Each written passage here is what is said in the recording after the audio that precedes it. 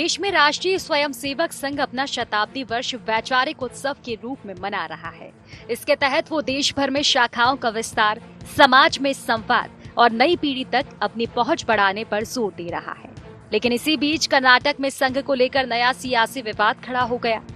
राज्य के ग्रामीण विकास और आईटी मंत्री प्रियांक खड़गे ने मुख्यमंत्री सिद्धारमैया को पत्र लिखकर सरकारी स्कूलों, कॉलेजों, मंदिरों और सार्वजनिक स्थलों पर आरएसएस की शाखाओं और बैठकों पर प्रतिबंध लगाने की मांग की है। उन्होंने आरोप लगाया है कि संघ संविधान के सिद्धांतों के विपरीत काम करता है और युवाओं के मन में धार्मिक असहिष्णुता और वैचारिक विभाजन के बीज बो रहा है। हालांकि बीजेपी इसे संघ की बढ़ती लोकप्रियता के प्रति कांग्रेस में बढ़ती असहिष्णुता बता रही है, लेकिन मुख्यमंत्री सिद्धारमैया ने इस पत्र को गंभीरता से लेते हुए मुख्य सचिव को जांच और आवश्यक कार्रवाई के निर्देश दिए हैं। वहीं मध्य प्रदेश कांग्रेस भी इस पत्र का समर्थन करते हुए खड़गे के समर्थन में खड़ी दिखाई दे रही है। कर्नाटक में नया वैचारिक संग्राम, आरएसएस की गतिविधियों पर बैन की मांग, सरकारी स्कूल, कॉलेज और मंदिरों में रोक, युवाओं का ब्रेन वॉश कर रहा संघ खड़गे, आरएसएस का दर्शन संविधान के मूल सिद्धांतों के विपरीत खड़गे। मुख्यमंत्री सिद्धारमैया ने जांच के दिए निर्देश। महात्मा गांधी की हत्या के बाद जो प्रतिबंध लगा था उसको हटा दिया जाए। तब आरएसएस ने ये कहा था, लिख कर दिया था कि ये एक सांस्कृतिक आंदोलन है, सामाजिक आंदोलन है, हमारे कोई राजनीतिक सरोकार नहीं है। इस आधार पर इस पूरे संगठन को वैलिड, उचित माना गया था। और आज बीजेपी की राजनीति में चाहे वो मुख्यमंत्री बनने का सवाल हो, चाहे संगठन में किसी कोई पद पे जाए, उनकी डिसाइडिंग रोल हो गई है, निर्णायक भूमिका हो गई है। वहीं प्रियांक खड़गे के इस पत्र पर बीजेपी ने तीखी प्रतिक्रिया दी है। बीजेपी का कहना है कि आरएसएस पर कोई प्रतिबंध नहीं लगा सकता। कर्नाटक में ये आंतरिक सत्ता संघर्ष को छिपाने की कोशिश है।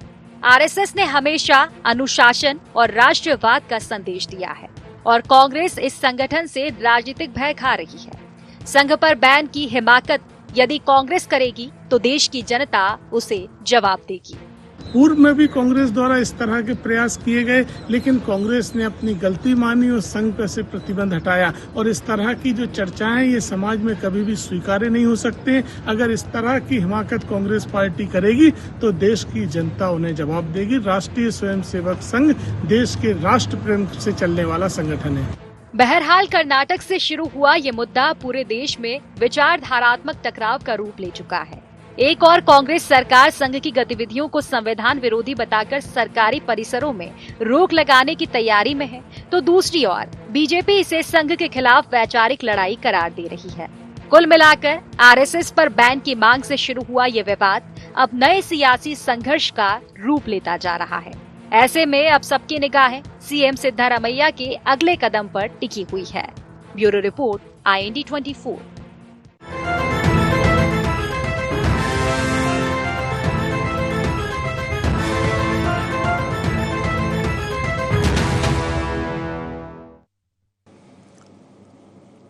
नमस्कार, IND एजेंडे में आपका बहुत बहुत स्वागत है। मैं हूं योगीराज योगेश। एजेंडे में आज चर्चा होगी, बैन करो, किसको बैन करो? राष्ट्रीय स्वयंसेवक संघ को।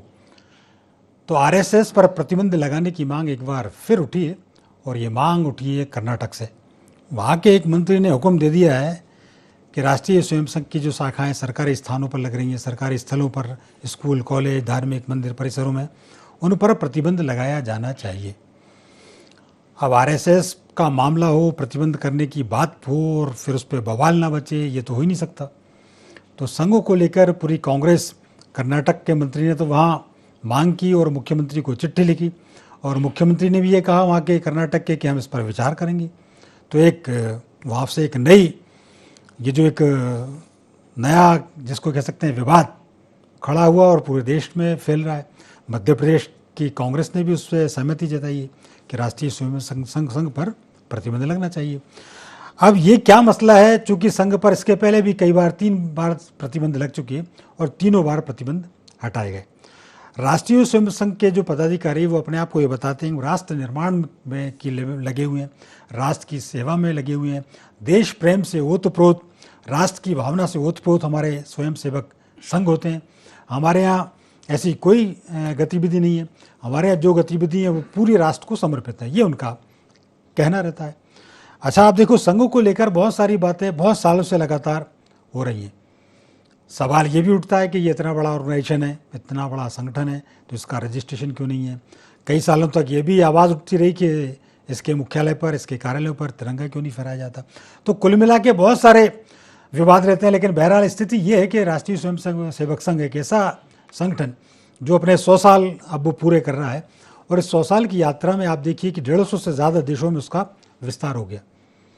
उसके स्वयंसेवकों की संख्या इतनी है कि कई राजनीतिक दलों के पदाधिकारियों और कार्यकर्ताओं की भी संख्या नहीं रहती। इतनी तो आरएसएस की शाखाएं इस देश में लग रही हैं, 85,000 से अधिक शाखाएं। इसके अलावा राष्ट्रीय स्वयंसेवक संघ ने कई पदाधिकारी दिए, प्रधानमंत्री, रक्षा मंत्री, कृषि मंत्री, सांसद, विधायक और लाखों लाख स्वयंसेवक जो देश की सेवा में लगे हुए हैं। फिर बार बार इस पर प्रतिबंध लगाने की मांग क्यों होती है, बार बार इसको टारगेट क्यों किया जाता है, आज इसी पर चर्चा करेंगे। चर्चा शुरू करने से पहले आइए डाल लेते हैं आज के एजेंडा पॉइंट्स पर एक नजर। कर्नाटक के मंत्री प्रियांक खड़गे के पत्र के क्या हैं मायने। कर्नाटक में आरएसएस पर बैन की क्यों उठ रही मांग। संघ को लेकर कांग्रेस के आरोपों में कितना दम। बीजेपी क्यों बता रही इसे सियासी स्टंट। तो ये थे एजेंडा पॉइंट्स, और डिबेट ओपन करूं उसके पहले सभी मेहमानों से आपका परिचय करा दूं। मेरे साथ बीजेपी के प्रवक्ता अजय धुबले जी जुड़े हुए हैं। धुबले जी, प्रोग्राम में आपका बहुत बहुत स्वागत। कांग्रेस के सचिव पवन पटेल जी हमारे साथ जुड़े हैं। पवन जी, आपका भी स्वागत। और वरिष्ठ पत्रकार प्रकाश सक्सेना जी हमारे साथ स्टूडियो में मौजूद हैं। प्रकाश जी, आपका भी बहुत बहुत स्वागत। शुरुआत पवन जी आपसे मैं करना चाह रहा हूं। बार बार राष्ट्रीय स्वयंसेवक संघ पर प्रतिबंध लगाने की मांग उठती है, खासतौर पर कांग्रेस द्वारा या कांग्रेस शासित प्रदेशों के द्वारा। अब फिर कर्नाटक से ये मामला उठा और मध्य प्रदेश की कांग्रेस भी उससे सहमत होती नजर आ रही है। तो क्या है पूरा मामला और क्यों उस पर प्रतिबंध लगाने की आप मांग कर रहे हैं। देखिए, संघ का क्या इतिहास रहा है, हर व्यक्ति को अच्छी तरह से उसके इतिहास से वाकिफ है।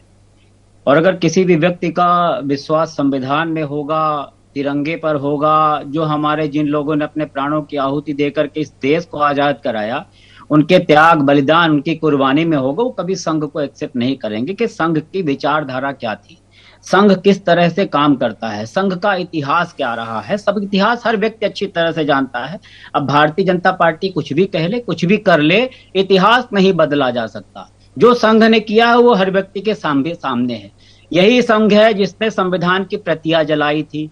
यही संघ था जिसने बाबा साहब भीमराव अम्बेडकर को अंट संट कह करके उनके खिलाफ किस तरह का वातावरण उस समय। अजय जी, आपको मौका दूंगा, आऊंगा आपके पास। महात्मा गांधी जी की जब हत्या हुई थी तो लड्डू बांटने वाला संघ था। टू नेशन की थ्योरी इन्होंने दिया था कि हिंदू मुस्लिम साथ में नहीं रह सकते। जिन्ना के साथ मुस्लिम लीग और संघ सिंध में, बंगाल में इन्होंने सरकारें बनाई थी। 53 साल तक इन्होंने तिरंगे का अपमान किया संविधान की आज की डेट में, और पहले भी जो संघ की विचारधारा उसके हिसाब से आज भी काम कर रही है। संघ ने अपने 53 साल तक अपने जो मुख्यालय वहां तिरंगा नहीं किए, तिरंगे की प्रतियां जलाई। पूरा इतिहास एकदम ट्रांसपेरेंट है हर व्यक्ति के सामने कि संघ की क्या भूमिका रही है। उसके बाद मोदी जी का वहां से लाल किले के प्राचीर से ये बोलना, संघ की इतनी तारीफ करना, मुझे तो समझ में नहीं आ रहा। ये हो सकता है, एक जरूर बात है कि अपनी कुर्सी को बचाने के लिए संघ प्रमुख पहले बोलते थे कि 75 साल का फंडे की बात करते थे, फिर जब 11 साल बाद मोदी जी ने तारीफ कर दी तो दोनों एक दूसरे के बोले, ना तो मैं छोड़ूंगा ना तुमको छोड़ने दूंगा, मैं और मेरी पार्टी जैसा। इनका हमेशा दोहरा चरित्र, डबल इंजन सरकार, इनका हर चीज डबल रहता है, डबल मीनिंग रहता है। तो इसलिए बड़ी अच्छे ढंग से सही है कि आज ऐसे संघ इस तरह के संघ जो होते हैं उनके ऊपर प्रतिबंध लगाना चाहिए। पहले भी जब सरदार पटेल जी ने प्रतिबंध लगाया था तब भी इन्होंने बोला था कि हम अब सांस्कृतिक कार्यक्रम करेंगे, हम इस तरह की बातों का प्रचार प्रसार नहीं करेंगे। उसी शर्त पे इनको दिया गया था। ये 60 रुपए पेंशन लेते थे, अंग्रेजों के माफीनामा थे, अंग्रेजों के तलवे चाटते थे, स्वतंत्रता संग्राम सेनानी जो थे उनके खिलाफ ये गवाही दे दे करके उनको सजा दिलवाते थे। तो ये संघ का एक हर व्यक्ति आज की डेट में समझ चुका है, सोशल मीडिया इतना स्ट्रांग है कि हर व्यक्ति को पता है कि संघ की क्या भूमिका है, इसलिए उसके ऊपर प्रतिबंध लगाना चाहिए। कहते बता दें इसका जवाब। मैं एक निवेदन कर रहा हूं कि जो मैंने बोला है तो आप थोड़ा सा बीच में टोकिएगा, मैं टोकूंगा तो धवले जी नाराज हो जाते हैं। आप थोड़ा सा बोलिएगा, किन्हीं बातों पे ध्यान दे जो हमने बोला है। अगर ये झूठ बोला है तो इसको सच साबित कर दे। ठीक है, मैं आपकी तरफ से बोल देता हूं धवले जी से कि धवले जी ये सारे प्रश्न आप हमारे भी मान लीजिए और पवन जी को जवाब दे दीजिए। जी धन्यवाद योगीराज जी। और पवन जी को एक एक करके उत्तर देना मैं अपना दायित्व भी समझता हूँ, क्योंकि उन्होंने अपने वक्तव्य में, देखिए, वो फैक्ट्स यदि व्यवस्थित रूप से कोट करते तो निश्चित रूप से उसका समर्थन करता, लेकिन उन्होंने एक भी ऐसे हिस्टोरिकल इवेंट या हिस्टोरिकल फैक्ट्स को सत्यता के प्रतीक पर कोट नहीं किया। उन्होंने पहला कहा डॉक्टर बाबा साहब अंबेडकर को हराने का काम भारतीय जनता पार्टी समय संघ ने किया, तो उस समय तो भारतीय जनता पार्टी नहीं थी। दूसरा, जनसंघ था 1952 के इलेक्शन में, लेकिन डॉक्टर बाबा साहब अंबेडकर को दो बार चुनाने का, हराने का क्या क्या है। हम भंडारा की बात कर ले या मुंबई की बात कर ले, किसने ऑफिशियल कैंडिडेट दिए थे? ये कांग्रेस ने दिए थे। इतिहास के दर्द में ये बात दबा है। दूसरा, उन्होंने कहा कि टू नेशन थ्योरी की बात की थी, तो जिन्ना के अट्टहास पर, पवन जी मैंने आपके बीच में टिप्पणी, जिन्ना के अट्टहास पर किसने घुटने टेके थे? कौन जिन्ना के साथ में ब्रेकफास्ट करता था? कौन जिन्ना जी के साथ में टी ब्रेक लेता था? और किसने टू नेशन थ्योरी को मनवाया? ये इतिहास में दर्ज है। अब आपने कहा कि संघ ने सरकारें बनाई मुस्लिम लीग के साथ में बना के, तो आप एक बहुत जिम्मेदार पार्टी के प्रवक्ता हैं, बहुत जिम्मेदार पार्टी के पदाधिकारी हैं, उदाहरण देके बताने की आवश्यकता है, हिस्टोरिकल फैक्ट को रखने की आवश्यकता है। फिर आपने कही थी कि संघ ने अपने मुख्यालय पे तिरंगा क्यों नहीं फहराया, तो आप हम सभी जानते हैं देश का जो नेशनल फ्लैग कोड है वो एक कोड ऑफ कंडक्ट प्रिस्क्राइब करता है देश के तिरंगे को फहराने के लिए। Naveen Jindal versus Union of India का जजमेंट जब तक के माननीय सर्वोच्च न्यायालय का निर्देश जजमेंट नहीं आया था, तब तक के देश प्रत्येक व्यक्ति को, प्रत्येक संस्था को अपने व्यक्तिगत जगह या किसी संस्था की जगह सरकारी परिसरों को छोड़कर तिरंगा फहराने के लिए बहुत कठिन कानून थी। तो वो फ्लैग कोड का नियम था। 2002 के बाद में क्योंकि फ्लैग कोड में बदलाव हुआ, उसके बाद में प्रत्येक 15 अगस्त को, 26 जनवरी को तिरंगा फहराया जाता है। तो ये एक झूठ आपने बनाया। फिर आपने कहा था कि संघ ने संविधान की प्रतियां जलाई। हिस्टोरिकली पिक्चर दिखा दीजिए। आपको पिक्चर दिखाने की आवश्यकता है, आपको इंसिडेंट बताने की आवश्यकता है। अब आपने कहा अंग्रेजों को माफीनामा, तो सुप्रीम कोर्ट में आपके नेता राहुल गांधी जी नाक रगड़कर माफी मांग चुके हैं कि उन्होंने ये जो बयान दिया था वो उन्होंने आउट ऑफ कंटेक्स्ट दे दिया था, उनका ऐसा कोई उद्देश्य नहीं था। ये सुप्रीम कोर्ट के सामने का है। सुप्रीम कोर्ट ने वो चिट्ठी भी पढ़वाई जब महात्मा गांधी जी ब्रिटिशर्स को और जब से संवाद करते थे तो उनको कहते थे, उनको उनका सर्वेंट कह के कहते थे कि my Lord her majesty servant. ये गांधी जी का संवाद का पत्र होता था। अब आपने कहा कि संघ की राष्ट्रीयता पर आपने प्रश्न उठा लिए कि उनका उद्देश्य क्या है। तो देखिए, 100 वर्षों के पहले एक संगठन खड़ा होता है। आज उसने देश में लगभग अपनी 85,000 शाखाओं के माध्यम से, अपने राष्ट्र निर्माण के कार्यों से, अपने व्यक्ति निर्माण के प्रकल्पों से, अपने समाज सेवा के कार्यों से एक देश में एक अपना स्थान बनाया। दूसरी तरफ आप कंपैरेटिव एनालिसिस कर लीजिए, कांग्रेस जैसा देश का सबसे पुराना संगठन जिसके लगभग 5 ब्रिटिशर्स देश उसके अध्यक्ष रहे, जिसकी स्थापना ब्रिटिश ने की है, और जिसको देश में 50 वर्षों से अधिक शासन करने का समय रहा है, उसने जब संघ पर प्रतिबंध लगाने का प्रयास किया है, जिसने जब संघ पर प्रतिबंध लगाने का प्रयास किया, उन प्रतिबंधों को खुद ही हटाया, क्योंकि आप कहीं प्रूव ही नहीं करें। चाहे 1948 की बात कर लीजिए, जब परम पूजनीय सरसंघचालक जी ने एविडेंसेस के साथ में तत्कालीन देश के गृह मंत्री सरदार पटेल जी से बात की थी, तो संघ का प्रतिबंध लगा था उसे हटा दिया गया। चाहे 1975 के इमरजेंसी की बात कर लीजिए, 1992 में बाबरी विध्वंस की बात कर लीजिए, क्योंकि कहीं आप ये प्रूव नहीं कहते कि संघ का उसमें डायरेक्टली इन्वॉल्वमेंट था। तो ऐसे सारे कुत्सित प्रयासों के बाद भी एक संगठन फला फूला, उसने अपने विचार को बड़ा किया। आज वो विचार देश और राष्ट्र को आगे ले जाने का काम कर रहे हैं। उस विचार से पल्लवित लाखों करोड़ों कार्यकर्ता अपने अपने क्षेत्र में देश का नाम रोशन करने का काम कर रहे हैं, और दूसरी तरफ एक परिवार के प्रति वफादार लोगों का कुनबा है जो बार बार यह कुछ से प्रयास करता है कि एन के एन प्रकार आरोप लगा दीजिए, ऐसे आरोप वैसे आरोप, जिसके माध्यम से उसे बदनाम करने का काम करेंगे। देश में 3 बार आदरणीय प्रधानमंत्री के रूप में वो संघ का स्वयंसेवक देश का प्रधानमंत्री बना है। ठीक है अजय जी, जरा पवन जी को सुन लेते हैं एक मिनट। जी पवन जी, उनने आपके प्रश्नों के लगभग सभी उत्तर दिए, नहीं और कुछ तो कमी फिर रह गई हो तो और पूछ लेते हैं, बोलिए। वही मैं बोल रहा हूँ, इस डिबेट को फिर 1 घंटे की कर दीजिए, मैं एविडेंस दे दूंगा। अरे और कुछ हो तो पूछ 1948 लीजिए अभी पेपर भी, की और बोलूं सवाल मैं? हो वो भी पूछ लीजिए। मैं बोलूं अब ना? हाँ जी जी मैं बोल रहा हूं कि 1948 में तिरंगे को पहले तले कुचले 50 पेपर की कटिंग में धवले जी को भेज दूंगा, इनका नंबर मिल जाएगा, बड़े नामचीन प्रवक्ता है भारतीय जनता पार्टी के। आरएसएस ने 52 शक्ल, इसका मैं एविडेंस भेज दूंगा। ये जो हिंदू जो जिन्ना के साथ जो इन्होंने सरकार बनाई, इसका मैं एविडेंस इनको भेज दूंगा। सरदार पटेल ने बाद में आपका वैन खोल दिया, सरदार पटेल ने वैन क्यों लगाया था, इस पे नहीं गए, माफी नहीं मांगते थे, 60 रुपए की पेंशन नहीं लेते थे। क्या बढ़िया स्मार्टली झूठ बोलते, पूरा शरीर से नकार दिया, पूरा इतिहास को ही नकार दिया कि संघ ने अंग्रेजों से आजादी दिलाई। अंग्रेजों के तलवे चाटते थे जब हमारे स्वतंत्रता संग्राम सेनानी जब जाके लड़ाई लड़ते थे, देश को आजाद करते थे, कि तलवे चाटते थे अंग्रेजों के, और आज बड़ी बड़ी बातें कर रहे हैं यहाँ बैठ के। ठीक है पवन जी, इतिहास ही बदल दो आप। ठीक पवन जी, आपकी बात आ गई। 1 मिनट जरा अजय जी बहुत जल्दी से जवाब दे दें, फिर मैं जाऊंगा प्रकाश जी के पास। अजय जी। जी योगराज जी, मैंने यही कहा कि इनकी सरकारें देश में, इनकी 50 वर्ष तक के देश में सरकारें थी, ये किसी भी तरीके से ये साबित नहीं कर पाया, कभी किसी भी तरीके से सिद्ध नहीं कर पाया कि इस प्रकार की गतिविधियां हुई है। लेकिन इन्होंने जब जब कुछ प्रयास किए, चाहे 1975 की इमरजेंसी में सारे अघोषित आपातकाल से अघोषित लॉ एंड ऑर्डर को ब्रेक करके जिस प्रकार से संघ के स्वयंसेवकों को या अन्य राजनीतिक दलों के कार्यकर्ताओं को जेलों में भर दिया था, ससम्मान सभी बाहर आए। उसके बाद भी कांग्रेस की सरकारें बनी, लेकिन कभी किसी व्यक्ति के ऊपर आरोप सिद्ध नहीं कर पाई। 1992 का मैंने उदाहरण दिया, कभी कभी आरोप को सिद्ध नहीं कर पाई। ठीक है, जरा प्रकाश जी को निकल लेता हूं। न्याय व्यवस्था, देश की न्यायपालिका, ये सभी बातों को पक्षधर रहे हैं। दूसरा, इन्होंने जो माफी का उदाहरण, सुप्रीम कोर्ट में राहुल गांधी जी ने माफी मांगी है, जजमेंट आप दिखा सकते हैं, और हमने सबने देखा है कि राहुल गांधी जी ने वीर सावरकर के ऊपर जो बयान दिया था, माफी मांगी है।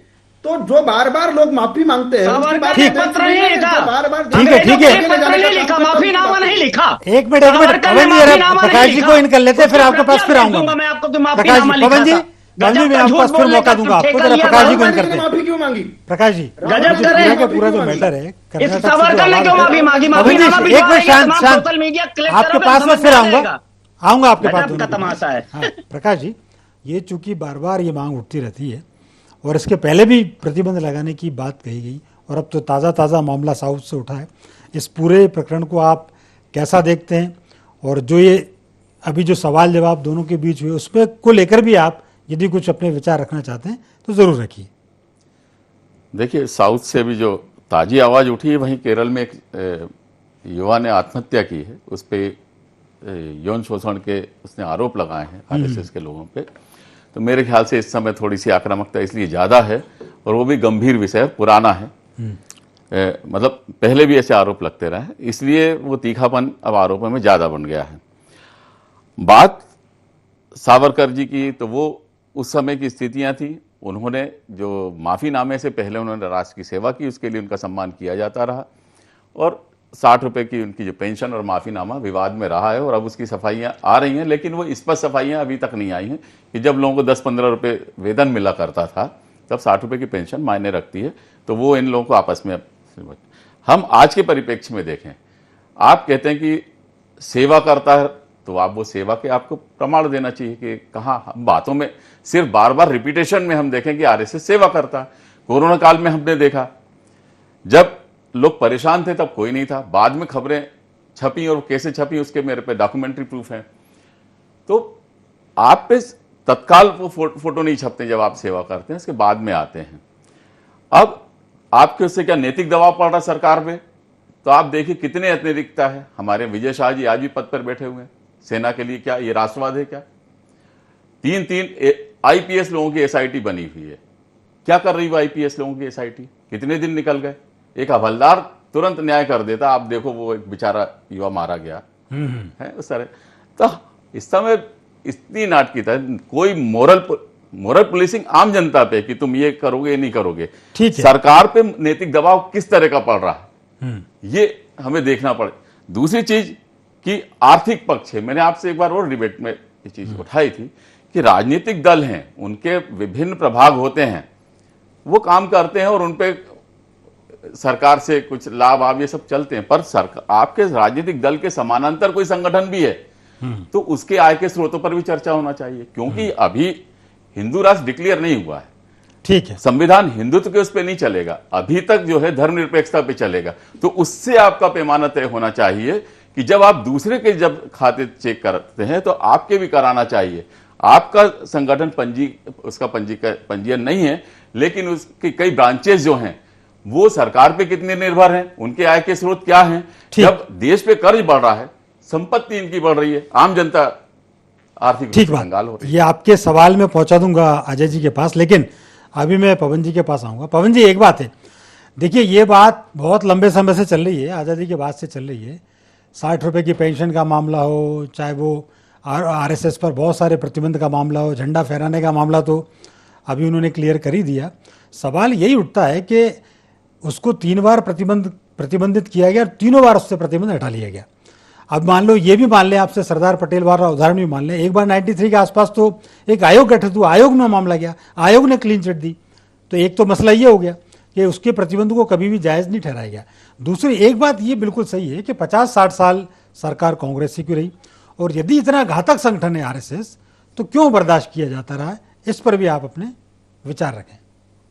देखिए, अभी जो बात हुई झंडे की, तो क्या आप झंडा इनका जो संघ का भी पथ प्रचालन क्या हुआ, जो डंडा लेके चल रहे थे, क्या वो किसी डंडे में आपको तिरंगा लगा दिखा? कभी भी बैन लगा हुआ तिरंगा? ठीक है, अजय जी को पहुंचा दूंगा मैं सवाल। दूसरा जो है, इनके जो है ये जो है आपका सावरकर जी हैं, इनका कोई एक झंडे के साथ फोटो है क्या कि साथ में तिरंगा रखने पे भी अपमान था? पेपर की कटिंग मैं आपको भेज दूंगा, मेरे इसी फोन में करूंगा तो डिबेट डिस्टर्ब हो जाएगी, कि इन्होंने तिरंगे को पैरों तले रौंदा था, पेपरों में निकला था, न्यूज पेपर में ये निकला था, इनको मैं अभी भेज दूंगा।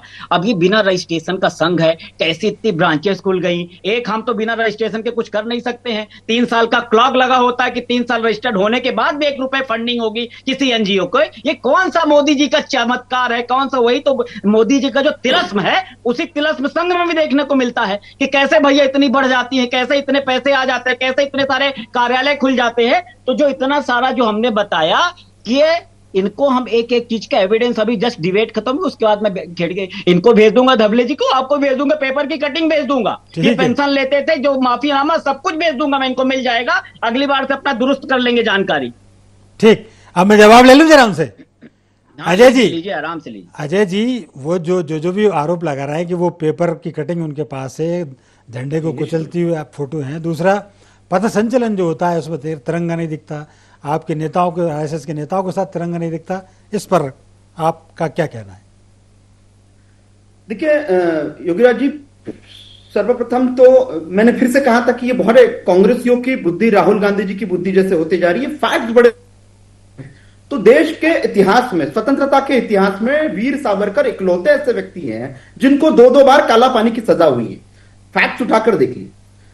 दूसरा, इन्होंने कहा था कि तिरंगा पथ संचलन में क्यों नहीं लगता, तो संघ ने अपनी स्थापना से स्पष्ट किया है कि उसका कोई गुरु नहीं होता, उसमें उनका जो भगवा ध्वज होता है वो उनका गुरु होता है। निश्चित रूप से भगवा ध्वज हमारे यहाँ सनातन की अपना सम्मान है, उसका हमेशा से उसकी मान्यता रही है। अब फ्लैग कोड का मैंने कहा था कि आपके पास में वो यदि पेपर के कटिंग भी है, तो तत्कालीन सरकार जिसने वर्ष 2002 तक के फ्लैग कोड इतना कठिन था हमारा, जो सर्वोच्च न्यायालय के आदेश के बाद ही उसको पलटा गया, तो क्यों नहीं जिन लोगों ने वो कुचला था उन पर कार्रवाई हुई है? ऐसे अखबारों की पेपर कटिंग आपने अपने पास रख ली, कांग्रेस की सरकारों ने अपने पास रख ली, लेकिन कभी कार्रवाई नहीं की। दूसरा, मैंने उदाहरण दिया, नहीं तो हम मनुस्मृत रख लें।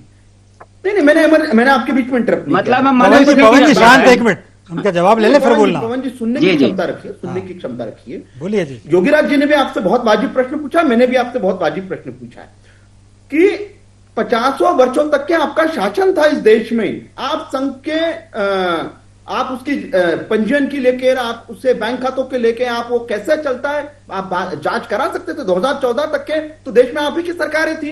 संघ ने डे 1 से अपनी स्थापना से ये क्लियर किया था कि वो एक सांस्कृतिक और गैर राजनीतिक संगठन है जिसका विचार राष्ट्र के निर्माण के और व्यक्ति निर्माण का उद्देश्य है, जो अपने स्वयंसेवकों के मिले हुए दान से चलता है। तो स्वघोषित रूप से जो लोग दान देते हैं वो उसको प्रश्न भी पूछ सकता है, अकाउंटेबिलिटी भी उन्हीं के प्रति है। जब कोई संगठन सरकार से, कोई व्यक्तिगत रूप से कोई दान ही नहीं लेता, तो निश्चित रूप से आप हम उससे प्रश्न नहीं पूछ सकते। जो हमारे पत्रकार महोदय ने एक बहुत अच्छा प्रश्न पूछा कि संघ की सेवा कार्यों के फोटो और पिक्चर बाद में रिलीज किए जाते, वो कहां नहीं पहुंचते, तो मुझे लगता है देश 100 वर्षों से यही देख रहा है कि एक संगठन निर्बाध रूप से अपने सेवा कार्य कर रहा है, अपनी सेवा के प्रकल्प चला रहा है, राष्ट्र निर्माण के जहां जहां काम है वहां अपना सहयोग करते रहता है। और यही प्रश्न आ जाता है कि यदि सरकारों को लगता है कि कोई ऐसा एक संगठन है जिसका विचार दूषित है, जो देश में लड़ाने की राजनीति करता है, जो समाजों को बांटने की राजनीति करता है, तो तत्कालीन सरकारों ने किया क्या? ऐसे कई उदाहरण मिलेंगे। 1963 की रिपब्लिक डे की परेड याद कर लीजिए। तत्कालीन प्रधानमंत्री नेहरू जी, जो इनके नेता थे वरिष्ठ, उन्होंने संघ को रिपब्लिक डे की परेड में पथ संचलन के लिए बुलाया था और 2 दिवसों के नोटिस पे, मात्र 2 दिवसों के नोटिस पे 3,500 स्वयंसेवकों ने उस कर्तव्य पथ पर अपना पथ संचलन किया था। उसके बाद में कई गतिविधियों में प्रणब मुखर्जी देश के राष्ट्रपति हैं, कांग्रेस के वरिष्ठ नेता हैं, संघ के कई कार्यक्रमों में। ठीक है, वक्त बहुत कम है, बस एक लास्ट कमेंट ले लेता हूं प्रकाश जी का। प्रकाश जी, इस पूरे उसको आप एक समरी के रूप में समराइज कर दीजिए। देखिए, आरएसएस में बहुत अच्छे लोग रहे हैं। मैं पुराने आरएसएस के प्रचारकों को जानता हूं, जिन्होंने बहुत कम खर्च में अपने कार्यकर्ताओं के बीच में इसको, और उस समय उनकी जो विचारधारा थी जिससे लोग प्रभावित होते थे, स्वदेशी, ये अभी रिवर्स में आई है, स्वदेशी बीच में गायब हो गई थी, और स्वावलंबन वगैरह, उनके बहुत अच्छे वो लोग रहे। लेकिन जब पूंजी का प्रभाव बढ़ा तब इसकी असली चीजें सामने आना चाहिए। वैचारिक आक्रमण में देखिए, विचारधारा, हमारा देश विभिन्नताओं से भरा हुआ देश है, उसको एक्सेप्ट करना पड़ेगा। इसीलिए हम यूनियन ऑफ स्टेट्स कहते हैं, क्योंकि वो हर स्टेट उसकी भाषा विचारधारा के हिसाब से बना, सबको एक विचारधारा में जो विचार होते हैं। किसी विद्वान ने कहा था, संभाल के बरतिए, आपके शब्दों में परमाणु बम से अधिक शक्ति है। सही तो विचार जब शब्दों के रूप में, और जब वो जो जूता उछला है वो एक विचारधारा का आवेग था, वो ठीक संविधान पे। ठीक तो ये चेतावनी एक भय पैदा करने वाली चीज है। ये बिल्कुल ठीक बात है, ये सबके अपने अपने विचार हैं, लेकिन पहला और मस्त जो विचार है वो है राष्ट्र प्रेम, राष्ट्र की भावना।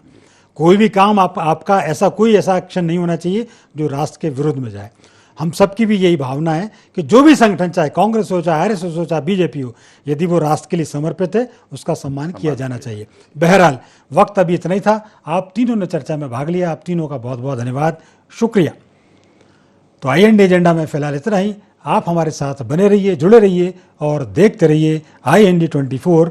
नमस्कार।